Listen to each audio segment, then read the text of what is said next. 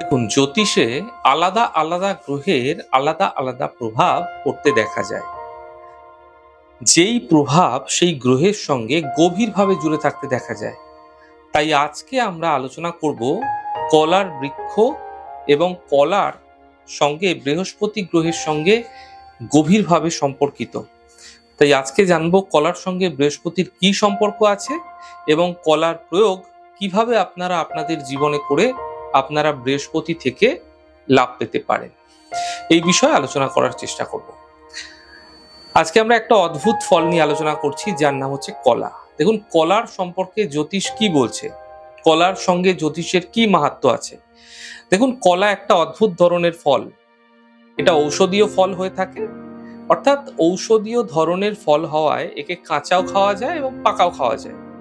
পাকা কলা বৃহস্পতি গ্রহের সঙ্গে সম্পর্কিত হয়ে থাকে এবং কাঁচা কলা বুধ গ্রহের সঙ্গে সম্পর্কিত হয়ে থাকে। তাই কলার মধ্যে যে মিষ্টি স্বাদ দেখা যায় তা কিন্তু শুক্র গ্রহের সঙ্গে সম্পর্কিত হয়ে থাকে এবং কলার যে রং থাকে না, তা বৃহস্পতি গ্রহের সঙ্গে সম্পর্কিত হয়ে থাকে। তাই কলা ধীরে ধীরে যত পক্বতা পেয়ে থাকে, যত পাকতে থাকে, তার মধ্যে কিন্তু শুক্রের প্রভাবও বৃদ্ধি হতে থাকে। কিন্তু একটা হলুদ রঙের পাকা কলা শুদ্ধ রূপে বৃহস্পতির সঙ্গে সম্পর্কিত হয়ে থাকে। এই কারণে কি বৃহস্পতি সম্বন্ধীয় দানের মধ্যে আপনারা দেখতে পাবেন, এবং বৃহস্পতি সম্বন্ধীয় পুজোতেও যখন ঘট বসানো হয় বৃহস্পতিবার, সেখানেও কিন্তু পাকা কলার বিশেষ প্রয়োগ করা হয়ে থাকে। এবার আমরা আলোচনা করব যে কলার চমৎকারী প্রয়োগগুলি কি কি আছে, কিভাবে এই প্রয়োগ করবেন যাতে আপনাদের কিছু বিশেষ লাভ মিলতে পারে। যদি আপনি মানসিক অবসাদে ভুগছেন, ছোট ছোট বিষয়ে ভীষণ টেনশন হয়ে থাকে, চিন্তা হয়ে থাকে, ছোট ছোট বিষয়ে চিন্তা বৃদ্ধি পায়, মনের মধ্যে থেকে কোনো বিষয় একবার ঢুকলে সেই বিষয়ে যেতে চায় না, তাহলে নিয়মিতভাবে দিনের আলো থাকতে থাকতে, অর্থাৎ মোটামুটি দুপুরের পূর্ব সময়কালের মধ্যেই পাকা কলা, কমপক্ষে 2টি কলা অবশ্যই প্রতিদিন সেবন করুন। যদি বৃহস্পতির অশুভ প্রভাবের ফলে সন্তান হতে গিয়ে বিভিন্ন ধরনের অবস্টাকলস আসছে, সমস্যা, বাধা বিপত্তির সম্মুখীন হচ্ছেন আপনি, তাহলে বৃহস্পতিবার দিন কোনো নির্ধন ব্যক্তিকে অথবা কোনো ধর্মস্থলে পাকা কলার দান অবশ্যই করতে থাকুন। এই প্রক্রিয়া করে যান, সুফল মিলবে। যদি আপনি চাইছেন বুধ গ্রহকে মজবুত করতে, তাহলে সবুজ কলা অর্থাৎ কাঁচা কলার সবজি তৈরি করে সেবন করুন, এতে ফায়দা পেতে দেখতে পাবেন। যদি আপনার মধ্যে খুব রোগা ব্যাপারটা শারীরিক ক্ষেত্রে দেখা যায়, তাহলে প্রত্যেক দিন মধ্যাহ্নের পূর্বে কলা সেবন করে সামান্য গরম দুধ অবশ্যই খান। সকালের দিকেও খেতে পারেন। এই প্রক্রিয়ার মাধ্যম দিয়ে যারা খুব রোগা হয় তাদের সেই রোগাত্ম ভাবটা কিন্তু কম হতে দেখা যাবে। যদি দেখছেন বৃহস্পতির কারণে পেট সর্বদা সমস্যাগ্রস্ত থাকছে, পেট সর্বদা কিছু না কিছু পেটের গন্ডগোল লেগেই রয়েছে, তাহলে খুব নরম কলা প্রত্যেকভাবে কমপক্ষে 2টি খাওয়ার চেষ্টা করুন। যদি আপনারা এগুলি করে চলেছেন, তাহলে আলাদা আলাদা ধরনের স্বাস্থ্যের ক্ষেত্রে আসা সমস্যাতে এবং মানসিক স্থিতিতে কলা খাওয়ার ফলে আপনি লাভ মিলতে দেখতে পাবেন। দেখুন, কলা ফলটি যতটা গুরুত্বপূর্ণ জ্যোতিষে এবং ধর্মের বিষয়ে কলা বৃক্ষটাও কিন্তু ততটাই গুরুত্বপূর্ণ মনে করা হয়ে থাকে এমনটি। এবার জানবো যে কলা বৃক্ষের কি মাহাত্ম্য আছে। দেখুন, শাস্ত্রে তুলসীর পরে যদি কোনো বৃক্ষ গৃহে লাগানো যায় যার থেকে বিশেষ লাভ মিলতে পারে এবং অত্যন্ত পবিত্র বৃক্ষ, তা হলো কলা বৃক্ষ।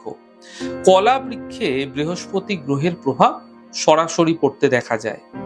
শুভ কার্যে দেখবেন, কোনো পুজো আচ্চা আছে, কোনো বিশেষ কার্য রয়েছে, পূজা উপাসনার কার্যে কিন্তু কলা গাছের পুজো যেরকম মণ্ডপ করা হয়, কলা গাছের তোরণ যেরকম বানানো হয়, সেরকম দেব কার্য করার সময় কিন্তু কলা পাতায় ভোজন নিবেদন করা হয়, দেবী দেবতাদের উদ্দেশ্যে করা হয়ে থাকে।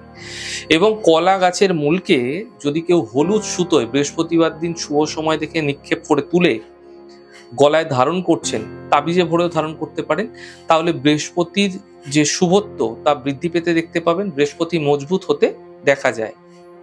তাই কলার ফল যত গুরুত্বপূর্ণ, ঠিক ততটাই পূজা উপাসনার ক্ষেত্রে কলা পাতা বা কলা বৃক্ষ ততটাই কিন্তু গুরুত্বপূর্ণ হয়ে থাকে। এবার আমি আপনাদের জানাবো যে কলার বৃক্ষ গৃহে রোপণ করলে কি লাভ মিলে থাকে।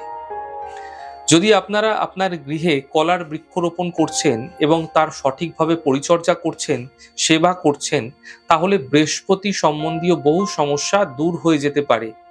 গৃহে সন্তান পক্ষ থেকে সর্বদা সুখী অনুভব করবেন এবং দাম্পত্য জীবনে, বৈবাহিক জীবনে কঠিন পরিস্থিতি আসলেও তা প্রশমিত হবে এবং এর সাথে ভয়ঙ্কর রোগ থেকেও কিন্তু আপনি রক্ষা পেতে পারেন। কিন্তু মাথায় রাখতে হবে, কলার বৃক্ষ যদি একান্তই আপনি গৃহে রাখছেন, লাগাচ্ছেন, রোপণ করছেন, তাহলে তা গৃহের সম্মুখভাবে, অর্থাৎ যেখান থেকে আপনারা গৃহে প্রবেশ করেন সেই সম্মুখভাবে কখনোই ভুল করেও কলার বৃক্ষ লাগাবেন না। সর্বদাই কলার বৃক্ষ গৃহের পশ্চাৎ ভাগে, পেছন দিকে কলা বৃক্ষ লাগানো উচিত।